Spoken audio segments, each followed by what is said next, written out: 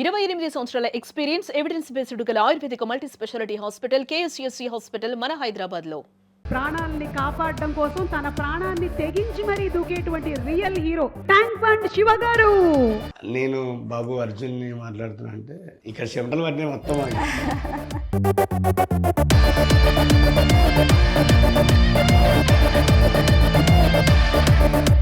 He is ఆ real hero Tank Bund Shiva గారు.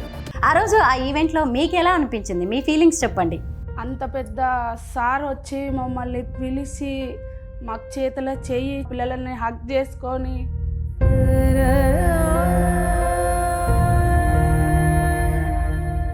Full happy madam. ఇది బాధతో వచ్చే కన్నీరు కాదు కానీ చాలా హ్యాపీ. బ్రహ్మానందం గారు కూడా మీ విషయంలో ఎంతో గొప్పగా స్పందించారు. మిమ్మల్ని హగ్ చేసుకోవడం, ముద్దు పెట్టుకోవడం చాలా మంచిగా అనిపించిందండి. ఈ కొడుకు కూడా ఆయన కొడుకు అనేది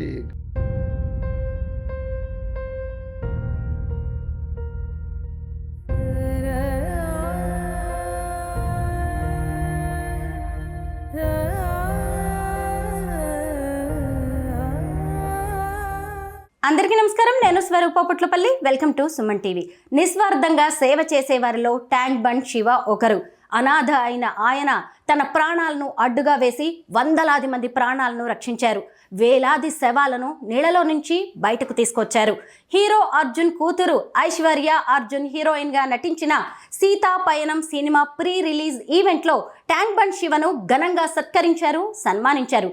ఈ సందర్భంగా ఆయన ఇచ్చిన ఎమోషనల్ స్పీచ్, అలాగే అర్జున్ కామెడీ కింగ్ అయిన బ్రహ్మానందం గారి రెస్పాన్స్ అందరినీ ఆకట్టుకుంది.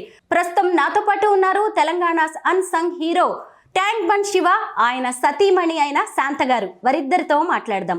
నమస్తే శివగారు. అమ్మా నమస్తే. శివగారు, మీ గురించి మాట్లాడాల్సింది, తెలుసుకోవాల్సింది చాలా ఉంది. అంతకంటే ముందు నాకు ఈ సీతా పయనం ఈవెంట్ గురించి చెప్పండి. ఎంతోమంది రియల్ హీరోస్ ఉన్నారు మీలాంటి వాళ్ళు, మీరు ప్రత్యేకం. అక్కడికి వెళ్ళొచ్చిన తర్వాత మీ ఫీలింగ్స్ ఏంటి? నా కెరియర్ మొత్తం ఒక అనాథ జీవితంతో ముడిపడ్డేది. ఆ ట్యాంక్ బండ్ కట్టమేసమ్మ టెంపుల్ దగ్గర దొరికింది తింటూ ఆ నీళ్ళల్లో ఆపది అనుకోకుండా పడిపోయిన వాళ్ళని కాపాడుతూ, అలాగే మేము లేని సందర్భం కావచ్చు, మేము నిద్రించిన సమయం కావచ్చు, ఎవరు చూడని సమయంలో దూకి అది కనుమేరుగా అయిపోయిన డెడ్ బాడీస్ ఏవైతే ఉంటాయో డీకంపోజ్ రూపంలో మొత్తం పడి, అతని పురుగులు పడి, బట్టలు గిట్టలు మొత్తం మారిపోయి, వర్షం అనేది అంటే వాన రూపంలో మురిగే కన్నా సైడ్కి దొబ్బేస్తాయి, మొత్తానికి డీకంపోజ్ అయిపోయి కన్నా వెళ్ళిపోతాయి.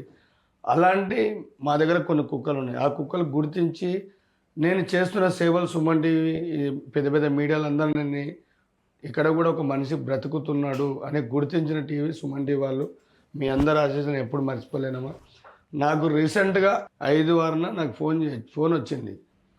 సార్ నేను సత్య అని చెప్పేసి ఫోన్ చేశారు. నేనేమిందంటే అంటే అన్నోన్ కాల్స్ అని పెట్టుకోవడం నాకు తెలియదు. ఫోన్ వస్తే లేపాలి, అది ఆపద కోసం రావచ్చు, మంచి కోసం రావచ్చు, నాకు తెలియదు. ఫోన్ రాగానే చెప్పండి అమ్మ అన్న. ఫస్ట్ పద నాకు అమ్మనే వస్తుంది. సార్ నేను సత్య అని. సార్ కదమ్మా నేను శివ అంటే ఫస్ట్ అమ్మ కన్ఫర్మ్ చేసుకున్నాను మొత్తం. శివ గారైనా కాదా అంటే గారు గీరు అని అంత పెద్ద మాట. నేను శివ అమ్మ అంటే మీతోటి ఇలా ఆ హీరో అర్జున్ మాట్లాడాలి అన్నాడు. నేను నాకు ఏమన్నా అల్లు అర్జున్ గుర్తుకొచ్చింది నాకు టక్కుమని. అల్లు అర్జున్ అంటే మేము కొన్ని సినిమాలలో నేను కూడా బౌన్సర్కి దీనికి అప్పుడు నాకు ఉపాధిగా నా నర్సింగ్ యాదవ్ అన్న బౌన్సర్కి తీసుకుపోవడము, అలాగే సీను అన్న బౌన్సర్ ఉన్నాడు త్రిబుల్-ఆర్కి, బాహుబలికి ఇవన్నీ సెట్టింగ్ మొత్తం త్రిబుల్-ఆర్ అన్నీ సీన్ అన్న బౌన్సర్ చూసుకుంటుండే. అంటే నాకు 500 1000 ఆ డబ్బులు తీసుకొని బ్రతుకుతున్న ఈ మేడం చెప్పి నాకు గుర్తుకొచ్చింది టక్కుమని. ఏమైనా నేను తప్పులు గిప్పులు ఏమైనా ఉప్పులు ఏమైనా అంటే మా పబ్లిక్ ఇట్లా జరిపేటప్పుడు ఏమైనా మిస్టేక్ లేదు జరిగావు అన్నట్టు కొంచెం మైండ్ లేదు అర్జున్ తమిళ హీరో అన్నది. తమిళ హీరో అన్నాగానే మేడం నాకు డైరెక్ట్గా కొంచెం బల్బు వెలిగింది.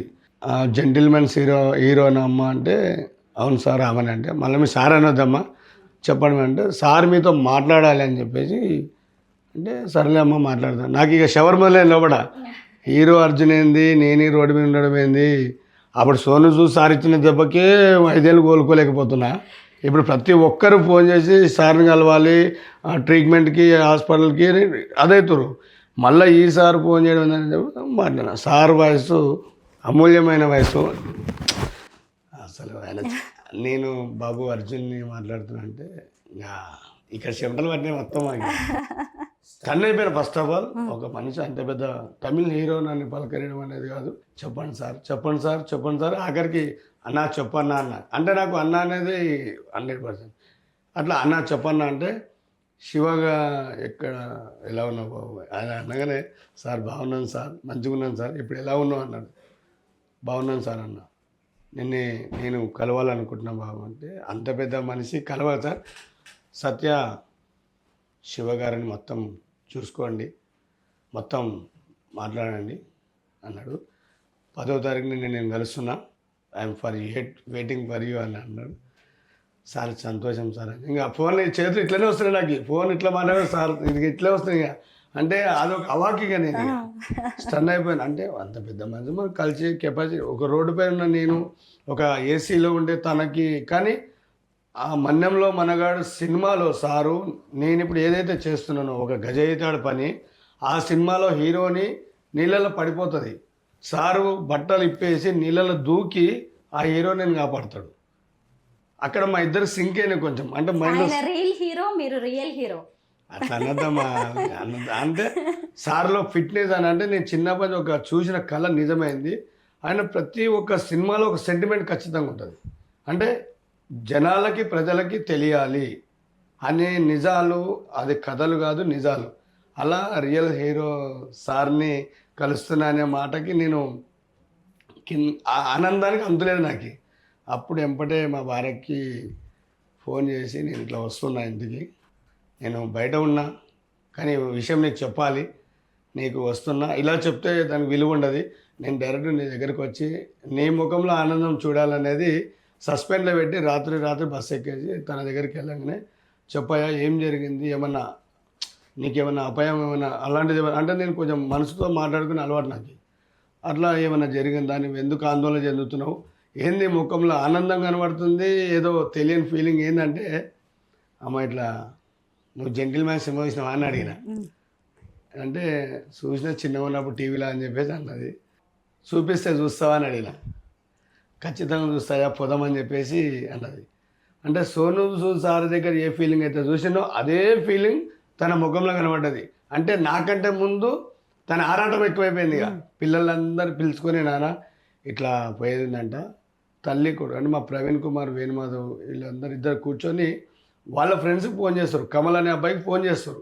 డాడీ అన్న ఇటు సంగతి, కమల్ అన్న అంటే నా కొడుకు చదువుకునే దానికన్నా కొంచెం మైండ్ పవర్ ఎక్కువ. అంటే వాళ్ళ ఫ్రెండ్స్ దగ్గరికి ఫోన్ చేసుకొని, ఇట్లా 10వ తారీఖు నాడు డాడీ అయితే అడగడు, మనం అమ్మ తరపు నుంచి సార్కి ఏదైనా మనం గిఫ్ట్ ఇవ్వాలి, ఏమి ఇస్తే బాగుంటుంది అనేది. అంటే శాల్వాలు కప్పితే తీసి ఇట్లా పడేస్తారు, పూల బొక్కే ఇస్తే అదొక 15 నిమిషాలలో వాడిపోతుంది. అలా కాదన్నా, ఖచ్చితంగా సారు ఫ్యామిలీ 24 గంటలు అలా కనపడేలా ఏదైనా ఉండాలని చెప్పేసి వాళ్ళు ప్లాన్ చేస్తే, కమల్ అనే అబ్బాయి మొత్తం సిస్టంలో పోతే నేను ఒకటే మాట చెప్పాను, అన్న రియల్ కింగ్ అంటే కింగ్ లాగానే ఉండాలి. అది తన కుటుంబాన్ని కోసం ఆయన ఎంత కష్టపడుతుండో అది మా అంతరాత్మ అభిమానిగా నేను చెప్తున్నా. నేను ఇట్లా వేరే హీరోల ముందర నిలబడి అప్పుడప్పుడు మాట్లాడే క్యారెక్టర్ నాది కాదు. దీనికంటూ బిగినింగ్ ఎట్లుంటుందో ఎండింగ్ వరకు అట్లనే ఉండాలి నాది. సార్ మర్చిపోవద్దు, ఇలాంటి శవాలు తీసే వాళ్ళు కూడా నాకు అభిమానులు ఉన్నారు కదా అని ఒక ఫీలింగ్ కనపడాలని నేను నా బాబుకి చెప్పగానే, కమల్ అనే అబ్బాయి వీళ్ళందరూ కష్టపడి, అంటే కొన్ని సమస్యల వల్ల డబ్బులు లేవు మా దగ్గర, అభిమాన రూపంలో అందరూ 5, 10 ఏమైనా జమ చేసుకుంటేనే నా దగ్గర డబ్బు. ఎందుకంటే నేను వేరే పని చేయలేను కాబట్టి, చేస్తే దీనికి అంతు లేదు కాబట్టి సార్కి మా భార్య అన్నది, అయ్యా నువ్వేం చింతించవద్దు, మీ అన్నని కలుస్తున్నాం కదా అంటే, అవునమ్మా మా అన్ననే, ఇక మా అన్న దగ్గర పోతున్నా అనే ఒక ఆనందము తట్టుకోలేక, అమ్మ అంటే ఆమె దగ్గర 2,500 రూపాయలు ఉండే. ఆ 2,500 రూపాయలు తన దగ్గర అంటే ఉన్నా కూడా తను పర్సనల్గా ఎప్పుడు ఇంట్లో లేనప్పుడు వాడుకోవడానికి పెట్టుకుంది. ఆ డబ్బులు తీసుకొని డైరెక్ట్ మేము జ్యోతి స్టూడియోకి వెళ్ళి, హీరో కింగ్ అర్జున్ అని చెప్పి మొత్తం రాని సార్ని కలుస్తున్నామ్మా అంటారు కదా. అక్కడ వాళ్ళు ఎంతో ఇష్టంతో ఆయన 500 తీసుకోలే 500 తీసుకొని 2,000 ఇచ్చిన కూడా. అమ్మ మనకు ఉత్తగా వద్దమ్మా, ఎవరికి డబ్బులు ఊకరావు. మా పిల్లల కోరిక ఏంటంటే, సార్ ఇంట్లో ఏదో ఒక రోజు ఖచ్చితంగా మన పోయిన రోజు అక్కడ చూడాలి, ప్రతిరోజు శివ గుండెల్లో అర్జున్ గారు ఉండాలి. అంటే అది మనం కనపడాలి డాడీ, మన ఫోటో లేకపోయినా పర్లేదు, వాళ్ళకి ఖచ్చితంగా చూస్తారు, వాళ్ళకి తెలుసు పడేసే వ్యక్తులు కాదు అనగానే ఇక చేపించిన మేడం. శివకి ఏది కావాలో మొత్తం కంప్లీట్గా దగ్గర నుండి చూసుకోండి, ఇంత రిమార్క్ రాకూడదు అంటే. ఒక తోడబుట్టిన తమ్ముడిని కూడా సమయానికి రిసీవ్ చేసుకోరు ఈ రోజుల్లో. ఈ తమ్ముని కోసము అద్దాల అవతల ఆయన కారు దిగంగానే మా కుటుంబానికి అమ్మ చెప్తున్నది ఎంత చెప్పినా తక్కువనే. కానీ మంచి మనసున్న మహారాజు మనకి ఇచ్చిన అప్పటికి మాకేం తెలియదు. జస్ట్ నేను చిన్నప్పుడు చూసిన ఒక మెమొరీలకే నేను ఇచ్చిన ఒక రెస్పెక్ట్ నాది.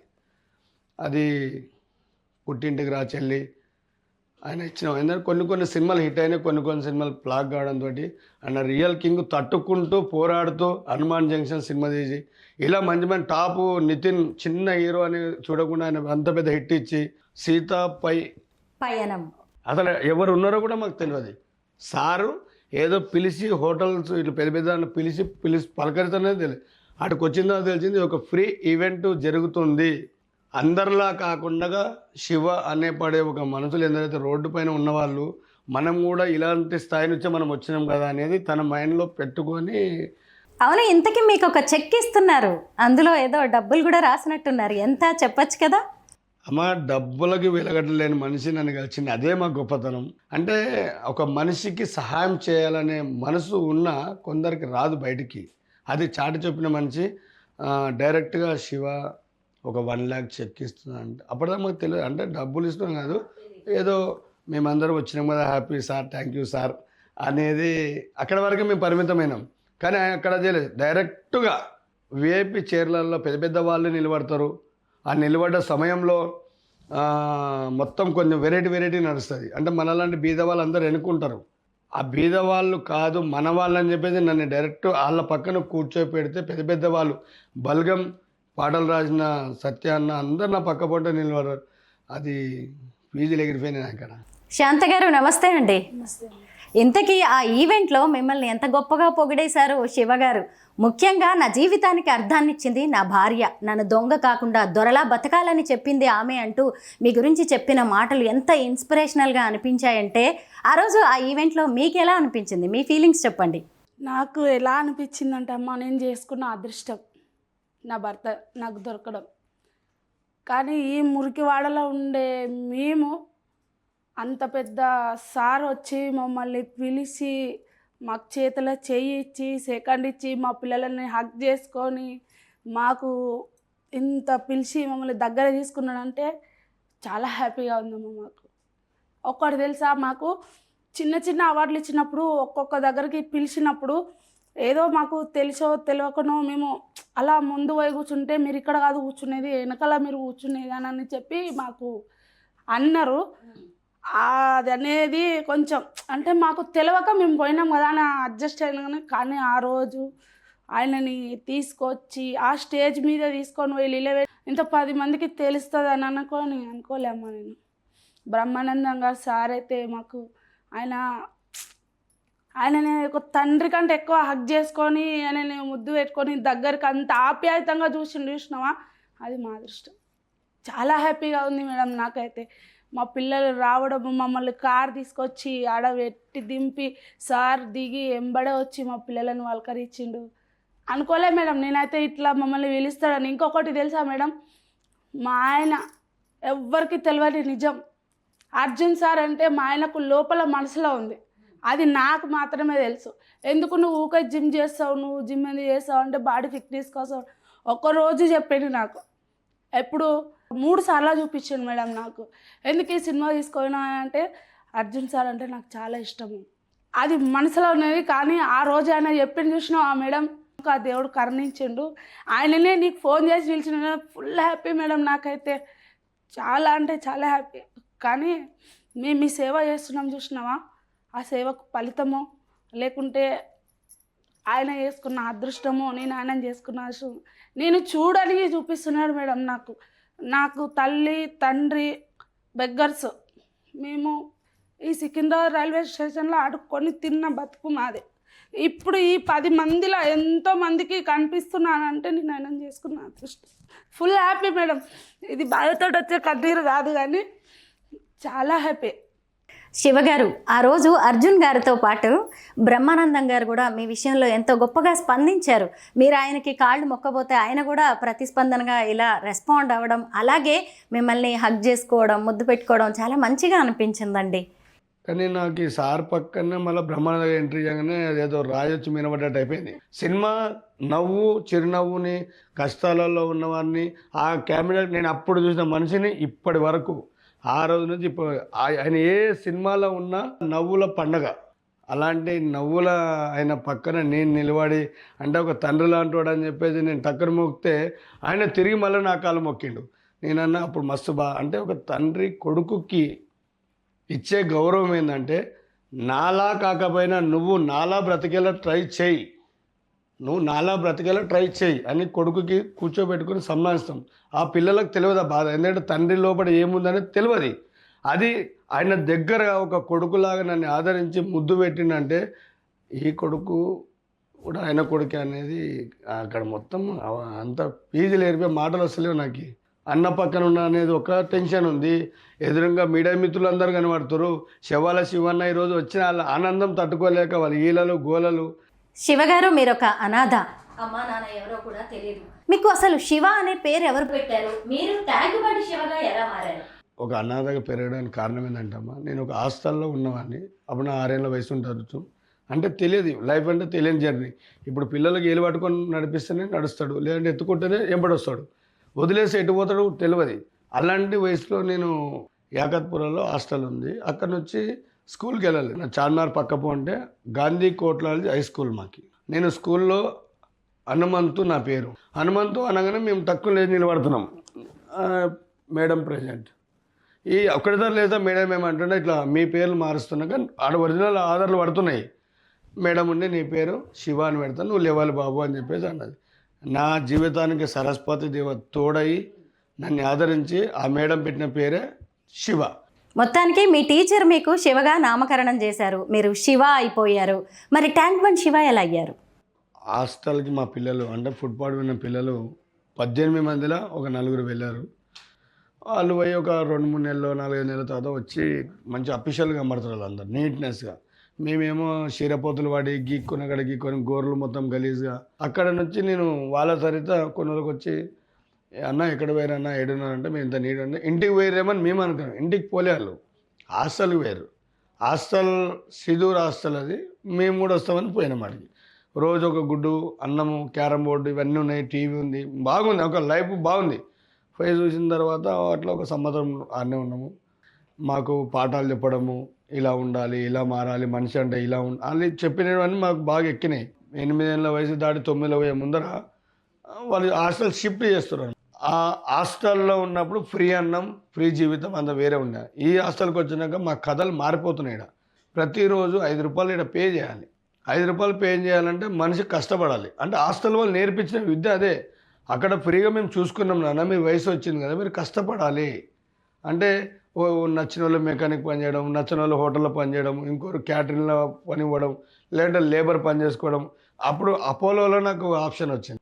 పేషెంట్కి బిస్తర్లు వేయాలి, తుడవాలి, వాళ్ళని లేపాలి, పడుకోబెట్టాలి, వాషింగ్ రూమ్, మిషన్, డ్రెస్సింగ్ చేయాలంటే ప్రతిరోజు మార్చాలి.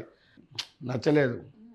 తర్వాత నాకు హాస్టల్ వాళ్ళు మాకు ఆఫర్లు ఇస్తూనే ఉన్నారు. ఏమని, అది వదిలేశారు కదా, ఎందుకు వచ్చేసినావు, నీ ప్రాబ్లం ఏందాడా అని అడిగితే లేదు మేడం అది వాసన సరిగ్గా పడట్లేదు అని. సరేలే అని చెప్పేసి వాళ్ళు వేరేదేమి ఇచ్చారు, చెత్త బండ్లు ఉంటాయి, ఇంటింటికి తిరిగి 3 పయ్యల రిక్షాలు ఏవైతే ఉంటాయో చెత్త కలెక్షన్ చేసుకుంటే ఇంటింటికి 10 రూపాయలు ఇస్తారు నెలకొకసారి. 100 ఇండ్లు కొట్టుకుంటే మీకు ఇంత డబ్బు వస్తుందంటే సర్లే మేడం అని చెప్పేసి ఆ పని కూడా పోయినాం. అన్న రామనాయుడు స్టూడియో దగ్గర రాజశేఖర్ ఇల్లు, శ్రీకాంత్ గారి ఇల్లు ఏదైతుందో అవన్నీ నేను కొడుతుంటానమాట ఫిలింనార్లో. అది పెద్ద పెద్ద కొండలు, లోయలు, ఒకటే రోడ్లు, డౌన్లు. ఆ బ్రేక్ లేనిక రాక డైరెక్ట్ పోయి గుద్దేసినాం. ఏదో కొండ గుద్దుకుంటా అది రిక్షా పల్టీ కొట్టింది. మళ్ళీ కడతాడు హాస్టల్కి. అంటే హాస్టల్లో పోతే నన్ను అడుగుతారు అని కిందనే ఉంటుంటే సిగ్నల్ పోవడం, గుడంబా ప్యాకెట్లు, బీర్ సీసాలు, ఆ చిన్న పాల ప్యాకెట్లు, బయటికి పోయి తప్పు పని చేస్తుంది. అక్కడ నాకు ఒక ఇజిడా కలిసిండు. ఇక్కడ నువ్వు ఎందుకు వస్తున్నావు, నీకు ఏం పని ఉంది అని నన్ను కొంచెం కోపంతో అడిగిండు. అంటే ఒక బెదురు పెట్టిండు. ఆ బెదురులో అర్థం ఉంది, నువ్వు తప్పుదారిలో పోతున్నావు, ఇది కాదు నువ్వు చేయాల్సిన వేరే పని ఉంది, నీకు అది ముఖ్యమని చెప్పేసి అక్కడి నుంచి డైవర్ట్ చేసి హాస్టల్ తీసుకొచ్చి అడిగిండు. ఈ పిల్లోని మీరు ఎందుకు బయటకు పంపించారంటే ఆ సార్ మా వార్డెన్ భయపడ్డాడు, ఏమైనా తప్పులు చేసిరా సార్, వీళ్ళు కొత్తగా వచ్చారు పిల్లలు అంటే, లేదు లేదు అప్పుడు మీ ఏజ్ ఎంత ఉంటుంది? 8, 9 ఏళ్ళు, ఇక 9కి దగ్గర ఉన్న అంతే, ఇక అంతే. అంతా అప్పుడే జరిగిన సమస్యలు ఇవి. ఏ వయసులో మీరు హుస్సేన్ సాగర్ లోకి అప్పుడే దూకి start ఇక. ప్రాణాలు Entry. కాపాడడం అనేది మొదలు పెట్టి? అది ఎంట్రీ మేడం, ఇక స్టార్ట్ అవుతున్నాయి ఇక. 8-9 ఏళ్లకే. అయితే రావడమే సార్ చెప్పిండు, అయ్యా ఆ బాబుకి ఏమన్నా నేను ఇస్తా, మీరు అతను ఏమనొద్దు, తను చేసే కార్యక్రమాలు వేరే ఉన్నాయి, తనకు బట్ట పొట్ట ఏమని ఇస్తే మీరు ఉండేటందుకు షెల్టర్ మాత్రం ఇవ్వండి, బయటికి పోతే తన ఆయన చెప్పిన మాటలు బాగా ఎక్కినాయి నాకు. ఉండంగా కింద ఫుట్పాత్ ఆడ మొత్తం అడ్డా ఉంది, లేబర్ అడ్డా ఉంది కింద. లేబర్ అడ్డాలో ఒక మనిషి కష్టపడాలంటే పని చేయక తప్పదని చెప్పేసి నా ఖర్చుల కోసం కిందికి పోతే అందరూ అక్కడ సైబాబాద్ పోలీసు వాళ్ళు ఇద్దరు వచ్చి శవం ఉంది తీయాలి అని చెప్పేసి వాళ్ళు మాట్లాడుకుంటే, ఈ లేబర్ ఏం చేసి ఇద్దరు పోతున్నారు, అన్న నేను వస్తా అని చెప్పేసి అంటే, రారా భయ అని తీసుకొని పోతారు. సార్ వాళ్ళు ఉండి ఇద్దరు సరిపోతే అంటే, నేనేమనుకున్న చెట్లు గిట్లు పోలీస్ స్టేషన్లో సాఫ్ సఫాయి చేసేది ఉంటుంది, లేదంటే హౌజులు గిట్లా అడిగేది ఉంటుంది అన్నట్టు క్యాన్ అయిపోయింది. అందుకే రెడీ అయిపోయింది సిద్ధం, ఆడిపోతారు కదా శవం తీయాలి. వాళ్ళు ఏమనుకోరు, ఫుట్పాత్ పైన ఉన్న డెడ్ బాడీ ఏమో ప్యాక్ చేయొచ్చు కదా అని వాళ్ళు అనుకోరు. వాళ్ళు తాగే మనుషులు. ఇది కాదు, అక్కడ శివలకి శవాల శివ అనే పేరుకి అర్హుడు అనేది నాకు ఒక గొప్ప అవకాశం వచ్చింది మేడం ఆడ. అంటే నాకు ధైర్యం తెగించి పోరాడతాను నేను.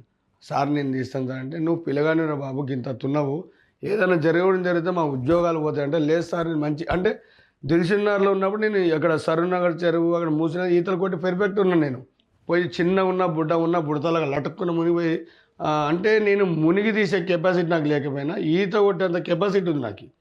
పోయి ఊపిరి బిగబట్టి పట్టుకున్న మొదటి డెడ్ బాడీ నాకు.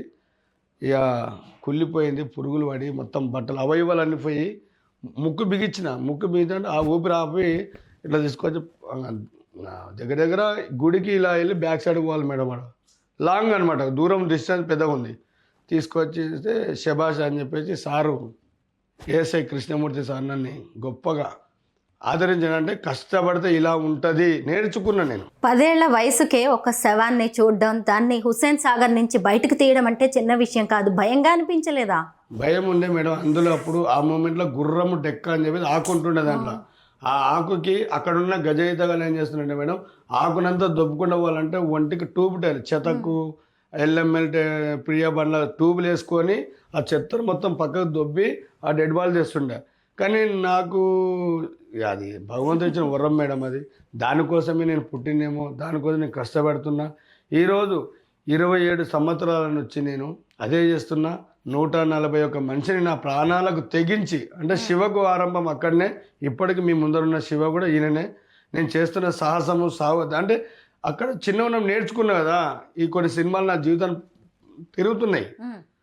అది అలా కష్టపడాలి, తెరపైన కష్టపడి కనపడాలంటే దాని వెనక ఎంతో కష్టం ఉంటుంది. శాంత గారు, ఇంతకీ ఈ రియల్ హీరో మీ లైఫ్లోకి ఎలా వచ్చారు? మీ ఇద్దరిది ప్రేమ వివాహం అని చెప్పారు, మీరేమో బిచ్చగాళ్ళుగా మేము అడుక్కునే వాళ్ళమండి అని చెప్పారు. ఆయన ఈవెంట్లో మిమ్మల్ని గుర్తు చేశారు, రెడ్డి కులానికి చెందిన ఆమె ఈమె, నన్ను ఎప్పుడో వదిలేయాల్సి ఉండే అని ఇలా కూడా గుర్తు చేశారు. మీ లవ్ మ్యారేజ్ గురించి చెప్పండి. యాక్చువల్గా వచ్చినది యాదగిరిగుట్ట మేడం. మేము మా అమ్మ మా నాన్నకు కళ్ళు లేవు, మా అమ్మకు 2 కళ్ళు లేవు, మా నాన్నకు చెయ్యి లేదు, ఒక కన్ను లేదు. వాళ్ళు భిక్షాటన కోసం ఇక్కడ హైదరాబాద్కి వస్తారు. రోజు పొద్దున యాదగిరిగుట్ట నుంచి రాయగిరికి వచ్చి అక్కడ 7 గంటల పుష్పుల్ ట్రైన్ ఎక్కి ఇక్కడ దిగేసి మళ్ళీ నైట్ ఇక్కడ నుంచి కాకతీయ అనే ట్రైన్ ఉంది, దానికి ఎక్కి వస్తారు వాళ్ళు. నైట్ 8:30కి వస్తారు. అక్కడ మేము ఇంటి దగ్గర చదువుకుంటుంటిమి. ఇంకా ఒకరోజు అతను మా వాళ్ళకి కనిపించిండంట ట్రైన్లో. మా అమ్మ మా నాన్నల అభిమానంతో మా దగ్గరకు వచ్చిండు. వాళ్ళతో పాటు మా అమ్మ ఏం చెప్పిందంటే, ఇతను మన అబ్బాయి బాగా చూసుకోండి అని అంటే, మన అబ్బాయి అని అంటే మా చుట్టాల అబ్బాయి మా బావనే కావచ్చు అని చెప్పి నేను లవ్ చేసిన. అప్పటి నుంచి నాకు అబ్బా, ఇద్దరు ఎలా నవ్వుతున్నారు, సిగ్గుపడుతున్నారు. ఫస్ట్ టైం ఈవిడ్ని చూసింది మీకు గుర్తుందా శివగారు? యాదగిరిగుట్ట పోవడానికి నేను చేస్తున్న సేవకి ఆత్మల రూపంలో నాకు ఒక జంటకు దేవుడు ముడిపెట్టిన ఈ జడ యాదగిరిగుట్టలో ఉంది. దానికి ముందు జరిగిన కొన్ని సంఘటనలు ఏంటంటే మేడం, మా తమ్ముడు మహేందర్ చనిపోయిండు. అంటే నేను ఆప్యాయతంగా అందరితో కలిసిమెలిసి ఉండేవాడిని. అందరు నా వాళ్ళే, ఈరోజు అందరు నా వాళ్ళనే స్థానంలో ఉన్నా. తను చనిపోయిన సమయంలో మేడం అమ్మ ఒక్కతే మల్లేశ్వరమ్మ, తన కూతురు వెంకటేశ్వరమ్మ. వాళ్ళ కన్నీళ్ళ బాధ నేను ఎలా చెప్పుకున్నానంటే ఎంత చేసినా తక్కువనే మేడం. ఆమె కొడుకు లేడు, ఆ కొడుకు ఈ కొడుకు, ఈ హనుమంతే ఆమె కొడుకు, మల్లేశ్వరమ్మ కొడుకు. తన కొడుకు స్థానం మొత్తం నేను తీసుకొని ఈరోజు ఆ తల్లిని బాగా చూసుకుంటూ, అప్పుడు తను చనిపోయినప్పుడు మన తెలుగు సాంప్రదాయ పద్ధతి ఏంటంటే ఒక దేవస్థానానికి వెళ్ళి నిద్రించి వస్తాం మనం. ఈమె తాగి కింద పడి బొరలాడి అప్పుడు అంతా ఇంత లేదు. అట్లా నేను దేవుని పోవాలని చెప్పేసి నేను బయలుదేరిన. ఎక్కడ పోతున్నావు బాబు అన్నట్టుగా ప్రేమతో పిలిచి ఆదరించారు. ఆ ఆధారం మీద ఇట్లా యాదగిరి గుట్ట అవుతున్నాం, మాది ఇట్లా హైదరాబాదే. ఇట్లా నా తమ్ముడు చనిపోయాడు, గుట్ట పోయి నిద్రించడానికి పోతున్నా అంటే ఎవరు ఏంది అందులో మొత్తం అడిగితే నా పరిస్థితి ఇట్లా అంటే, గుట్ట పైన దొంగలు ఉంటారు బాబు, మీ దగ్గర ఉన్న పోతాయి, మా ఇంటికాడ పండుకొని ఉదయాన్నే లేచి మీరు వెళ్ళొస్తున్నప్పుడు. తను 7వ తరగతి చదువుకుంటుంది. పచ్చది లంగా, గవర్నమెంట్ లంగా, స్కూల్ లంగా ఉంది, తెల్ల బుష్ షర్టు, మనిషి సన్నగా కోలముఖము. అది శాంత గారు వినండి. ఆమె దర్వాజా చాటుకు, అది సినిమా కాదమ్మా, ఇది మన నిజ జీవితం. ఒక దర్వాజాకి ఇట్లా అంటే 2 డోర్ల ఒక డోర్ ఇట్లా పట్టుకొని ఇట్లా సైడ్ సగం మనిషి కనబడుతుంది. తను ఎవరు వాళ్ళు చెప్పారు కదా పెద్ద అతనికి బట్టలు పడుకోవడానికి పెట్టి అన్నం పెట్టంగానే ఇట్లా చూస్తే ఎవరని చూస్తే శాంత, పేరు కూడా తెలియదు. ఆ సగం చూపే చూసిన ఆ మనిషి తన మనసులో మాట, అది దేవుడిచ్చిన ఒక గొప్ప వరం. అది సెకండ్ల మీద, జస్ట్ సెకండ్ల మీద. నేను పాత పరిచయం లేదు, వాళ్ళ కుటుంబ సభ్యుని కాదు, వాళ్ళ కులగోత్రాలకు మంచి సంబంధించిన కాదు. ఒక మనిషి హృదయం ఆకర్షిస్తుంది అనేది నేను అక్కడ తన చూపులో అర్థేసుకొని వాళ్ళు పడుకొని పొద్దున్న వాళ్ళు వెళ్ళిపోయారు. నేను లేచి మిద్ద మీద వండుకున్నాను. నేను సగం రాత్రి లేచి జర చలి ఎక్కువ దోమలకో దగ్గర పైనకి వండుకున్నా. పోయేటప్పుడు వాళ్ళు నాకు లేపారు, అప్పుడే లేచిపోయాను. ఏమని, బాబు మేము పోతున్నాం, నువ్వు గుట్టకు పోయి వెళ్ళిపోండి బాబు, వెళ్ళిపోండి అన్నారు. నేను వెళ్ళిపోకుండా వాళ్ళ గబిలా కరుచుకున్న వాళ్ళకి. ఇంటల్లుడు అయిపోయారు. పొద్దున్నే లేస్తే కల్లా ఎండ పొడ వచ్చి సూర్యోదయం పడగానే లేచి మన స్కూల్కి రెడీ అయ్యి అంట్లో వాళ్ళ ఫ్యామిలీకి ఏదో చెప్పుకుంటుంది, పోతున్నా సౌండ్ వినపడ్డది.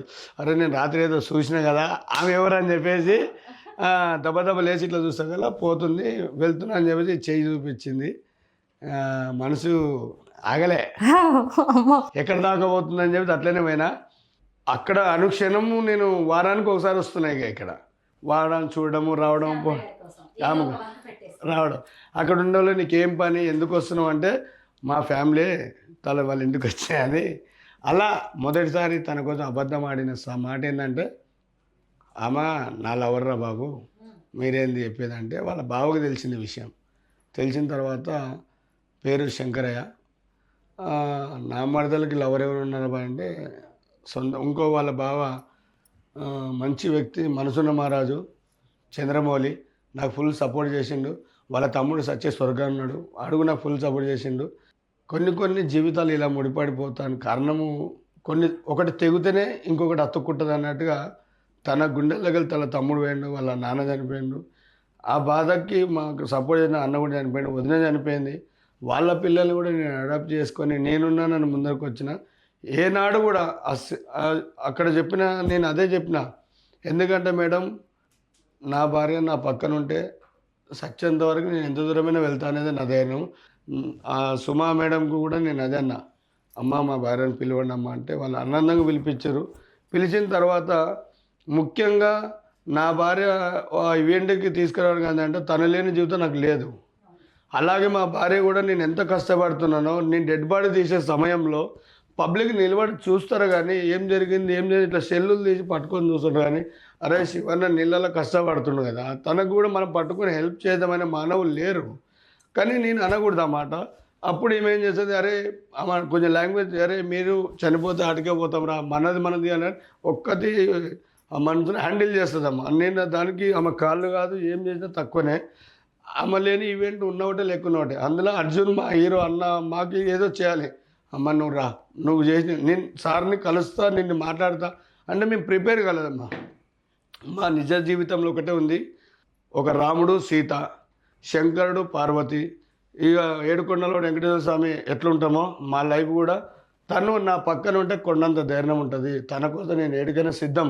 ఎందుకంటే ఈవెంట్లలో వాళ్ళ భార్యల్ని పిల్లల్ని తీసుకురారు, కానీ నా భార్య నేను ఏడున్నా ఇప్పుడు చనిపోయిన మరుక్షణం నా వెనకాల పట్టుకొని నడవాలి.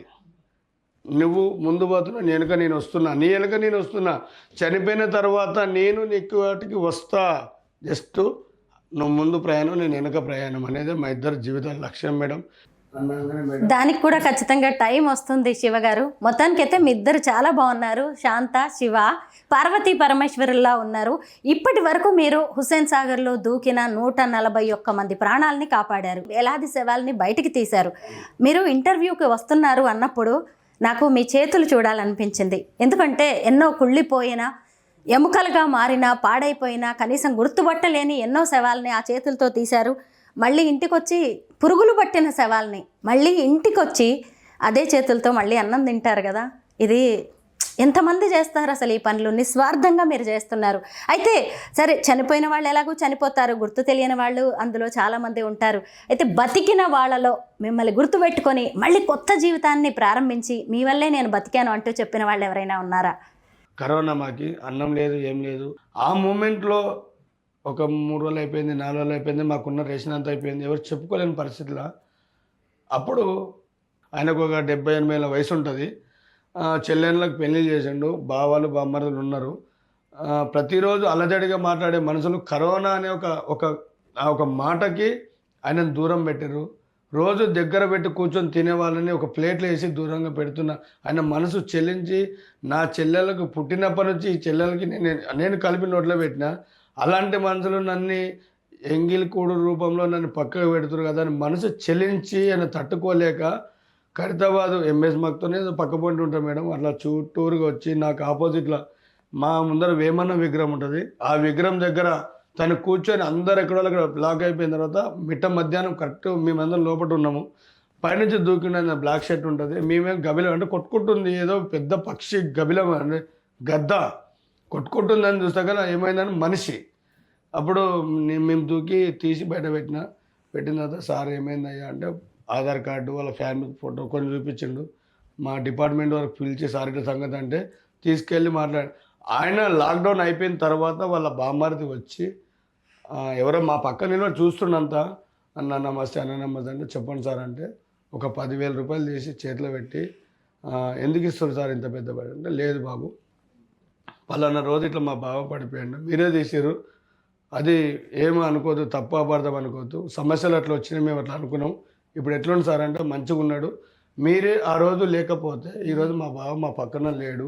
మీర్పేట్ మర్డర్ కేసు ఎంతో సెన్సేషన్ అయింది. భార్యను చంపి కుక్కర్లో ఉడకబెట్టి మళ్ళీ పొడి చేసి తీసుకెళ్లి మూసీ నదిలో పడేశాడు కదా. ఆ శరీర భాగాన్ని కూడా మీరే తీసుకొచ్చారని విన్నాను, నిజమేనా? తెల్లారితే తమిళనాడు సీఎం స్టాలిన్ గారు నాకు ఈవెంట్ పెట్టారు, పలానా రోజు రావాలని చెప్పేసి వాళ్ళు ఇచ్చిన టైం టు వీళ్ళు రాత్రి ఫోన్ చేశారు నాకు. 15 తారీఖేమో అది జరిగింది, అలజడి జరిగింది. మీర్పేట్ చెరువులో డెడ్ బాడీ తీయాలి బాబు అంటే నేను చనిపోయినట్టు తేలింటుంది, ఫోన్ చేశాను. మా ఫ్యామిలీకి చెప్పిన నేను వస్తాంలే సార్ అని చెప్పేసి ఫోన్ పెట్టిన తర్వాత ఇంకా వాళ్ళు ఏంది ఇది చిన్నది కాదు మ్యాటర్, అది బాడీ అంటే తీసేసింటే టైం అయిపోయింది, మిస్ అయిపోయింటుంది, ఇంకా తీసింటారులే అనే ఒక మైండ్తో నేను లైట్ తీసుకున్నా. ఇక్కడ ఆటికైనా 24 రోజుల తర్వాత మళ్ళీ నాకు అదే మీర్పేట నుంచి పోలీస్ స్టేషన్ ఫోన్ వచ్చింది, శివ ఫైనల్గా నువ్వు రావాలి, రేపు పొద్దుగాల మేజిస్ట్రేట్ ముందర ముద్దాన్ని నిలబెట్టాలి, ఏ ప్రూఫ్లు దొరకట్లేదు, ప్రూఫ్లకు ఎవిడెన్స్ ఖచ్చితంగా నువ్వు దేవులాడాలి, అది నీతోటి అవుతుంది బాబా అంటే రాత్రి 7 గంటల ఫోన్ చేయని సార్ పొద్దున్నే 6-7 కల్లా నేను అక్కడికి వస్తాను సార్ మాట ఇచ్చిన. ఒకటే మాట్లాడిన ముద్దాయిని ఒక్కసారి నాకు చూపించండి సార్ అంటే నా రియల్ ఓపెన్. అట్లా స్పందించడానికి అవకాశాలు లేవు, గవర్నమెంట్ ఒప్పుకోదు. అయినా కూడా సార్ నేను కళ్ళతో మాట్లాడే విధానం వేరు, తన మనసులో ఏమో తెలుసుకునే విధానం వేరు, నేను లోపడవే దేవులాడే విధానం నాకు నా అంతరాత్మగా తెలుసు అంటే వాళ్ళందరూ అంగీకరించి బాబుని ముద్దాయిని బయటకు రాకుండా తీసుకెళ్ళి మాట్లాడితే టైం వేస్ట్ చేయదన్న, నాకు టైం తోటి పని చేయదు, మనం వచ్చినామా చేసినామా వాళ్ళకి అప్పచెప్పినామా వెళ్ళిపోయినామా అట్లనే ఉండాలి. మొండిగా వద్దు, చేసింది పాపము తప్పు నీకు తెలుసు, అది నీ పిల్లలకు అది జరగదు, ఆ తల్లి దొరకాలి. నువ్వెంత కప్పిపుచ్చు పెట్టుకున్నా కూడా తప్పే, ఒప్పుకుంటే శిక్ష అనుభవిస్తాం, లేకపోతే దానికి పరిహారం వేరే ఉంటుంది అనేది చెప్తే అన్న ఇట్లా నేనైతే తీసుకెళ్ళినా బకెట్లో తీసుకుపోయి బొక్కల్ని పారబోసిన అంటే అతనికి నేను మళ్ళీ సేమ్ అదే యాంగిల్లోనే మళ్ళా ఆ బకెట్ రూపంలో చల్లండి అంటే కరెక్ట్ ఒక 15 ఫీట్ల డిస్టెన్స్ అంతే. అది దేవులాడుకోవడానికి అంటే అక్కడ తెలియదు, ఐడియా తెలియదు కదా. మీ పని మీరు చేయగలుగుతారు, నా పని నేను చేయగలుగుతా. డిపార్ట్మెంట్ వాళ్ళు 30 తిప్పలు పడ్డారు అక్కడ. కారణం ఆ కళ్ళ ముందరనే ఉన్నది ఎవిడెన్స్ తెలియట్లేదు వాళ్ళకి. అప్పుడు దిగి ఇట్లా ఒక 15 ఫీట్లు 20 ఫీట్లు ఇట్లా 15 ఫీట్లు ఇట్లా 20 ఇట్లా చెప్తే అది శరీరం మాంసం అయితేనేమో నీళ్ళ పైన వచ్చేస్తుంది, ఏమైనా తినే అవకాశం ఉంటుంది. కాకులు ఇట్లా పురుగులు జీవాలు. ఓన్లీ బోన్స్ అంటే బొక్కలు ఎముకలని కాల్చి దంచి బూడిద చేసి అంటే బూడిద చిన్న చిన్న పీసెస్లుగా. మన మటన్ పీసులు ఇంత ఉంటాయి, ఎంత లేని ఇంత ఉంటాయి. పోన్లే ఇలా అది కోడి ఎముకలు సన్నదనం కూడా అవి ఏర్పాటు చేయవచ్చు. అప్పుడు సార్కి మట్టి తీసి, నా దగ్గర ఫోటోలు ఉన్నాయి ఇప్పుడు కూడా, మట్టి తీసి గంపలో మట్టిని కడిగితే సగం కాలి అంటే చర్మం సగం కాలింది అర్థమైపోతుంది. నాకు లాయర్లో క్వశ్చన్ వేస్తే దాన్ని అంటే నాకు ఏమని నేనైనా అది ఈ వీడియో చూసే కష్టం వాళ్ళకి అర్థమవుతుంది. న్యాయాన్ని కాపాడండి, అన్యాయానికి మీరు సపోర్ట్ చేయొద్దు. చూశారు కదా, సెన్సేషన్గా మారిన మీర్పేట్ మర్డర్ కేసు ముద్దాయిని కోర్టు బోన్లో నిలబెట్టడానికి కావాల్సిన ఆధారాలని పోలీసులకు అందించింది మరెవరో కాదు, మన ట్యాంక్ బండ్ శివ గారు. శాంత గారు, మొత్తానికి మీ ఇద్దరిని చూస్తుంటే మీ ఇద్దరిది అన్యోన్య దాంపత్యం అని అర్థమవుతూనే ఉంది. చక్కగా చిలకా గోరింకల్లా ఉన్నారు. పిల్లలు ఎంతమంది, ఏం చేస్తున్నారు? నాకు 4 కొడుకులు 3 బిడ్డలమ్మ. పెద్ద బాబు సెకండ్ ఇయర్ అయిపోయింది, ఇప్పుడు 2 సంవత్సరాలు అవుతుంది, తండ్రి సర్వీసే చేస్తున్నాడు. ఇంకొక చిన్న బాబు, ఇంకో బాబు సెకండ్ ఇయర్ ఒక ఆయన, పాప ఫస్ట్ ఇయర్, ఇంకో పాప 8th క్లాస్, ఇంకో పాప కూడా సెకండ్ ఇయర్ అయిపోయింది, ఆ 3 చదువుకుంటుంది. ఇప్పుడు పెద్ద బాబు ఒక్కడు తండ్రి సర్వీస్ చేస్తున్నాడు. అందరూ మంచిగా ఉన్నారమ్మా ఇప్పటికైతే. శివగారు, మీ ఇంటికి సోను సూద్ గారు వచ్చారు, మీ సేవల్ని ఆయన ఎంతో అభినందించారు. కేటీఆర్ గారు కూడా రెస్పాండ్ అయ్యి మీకు డబుల్ బెడ్రూమ్ ఇల్లు ఇచ్చారు, చక్కగా ఇల్లు కట్టుకున్నారు. కేటీఆర్ గారు కూడా వచ్చారు మీ ఇంటికి. ఇంతకీ ఈ ప్రభుత్వం నుంచి మీరు ఏం కోరుకుంటున్నారు? అమ్మా, నేను చేసే సేవలు గుర్తి పట్టేలా చేసిన మీడియా మిత్రులందరికీ తల వంచి శిరస్సు నేను పాదాభివందనం చేస్తున్నా. ఎందుకంటే మీడియా లేదే ఈరోజు శివలేడు. నా కొంత గతం నుంచి చేస్తున్న సేవలను గుర్తించడానికి బండ్లగూడ గణేష్ అన్న విలేకర్ ఈటీవీ నుంచి ఒక రిపోర్ట్ రాసిండు. అది కమిషనర్ మహేందర్ రెడ్డి గారికి గుర్తించి శివ ఎవరు అని చెప్పేసి మా లేక్ పోలీస్ స్టేషన్ తరపు నుంచి బి ధనలక్ష్మి మేడం గుర్తించి కమలాసన్ రెడ్డి డీసీపీ గారు పిలిపించి శివకు ఒక అంటే స్వచ్ఛందంగా నన్ను పిలిచి శివకు హరుగుడు ట్యాంక్ బండ్లో డెడ్ బాడీలు తీస్తున్నానని ఒక వాలంటీర్గా నన్ను గుర్తించి తనకి ఒక హోంగార్డ్ జాబు ఇవ్వండి, అవుట్సోర్స్లో ఇవ్వండి అని చెప్పేసి వాళ్ళు గుర్తించారు. అలాంటి ప్రభుత్వం టీఆర్ఎస్ ప్రభుత్వంలో నాకు జరిగింది.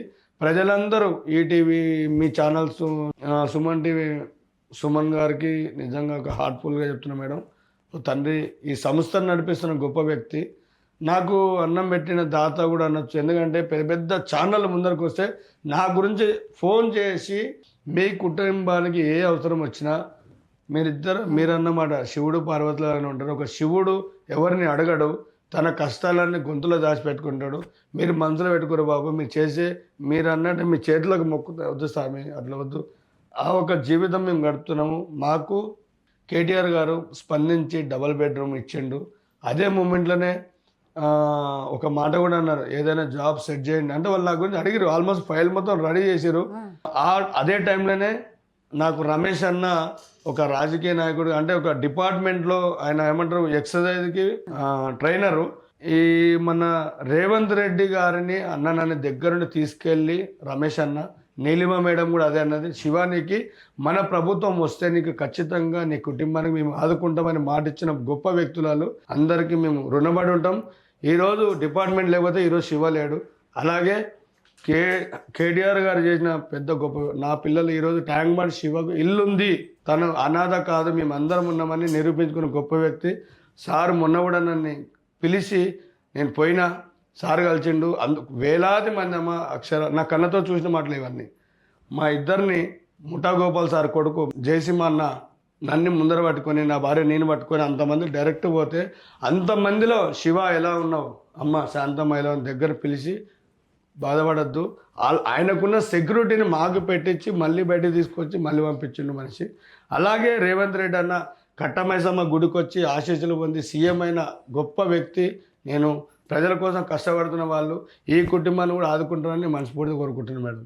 తప్పకుండా ప్రభుత్వం నుంచి కూడా మీకు మంచి సహకారం అందుతుందని మేము ఆశిస్తున్నాం. ప్రతి మగాడి విజయం వెనుక ఓ ఆడది ఉంటుంది అంటారు కదా. ఈరోజు ఎన్నో ప్రాణాలని కాపాడుతున్న ట్యాంక్ బండ్ శివ వెనుక ఉన్న శక్తి మరెవరో కాదు, శాంత గారు. మీ ఇద్దరి సేవలు ఎంతో అభినందనీయం. మీ ఇద్దరిని కలుసుకోవడం నాకు ఎంతో సంతోషంగా ఉంది. Thank you so much.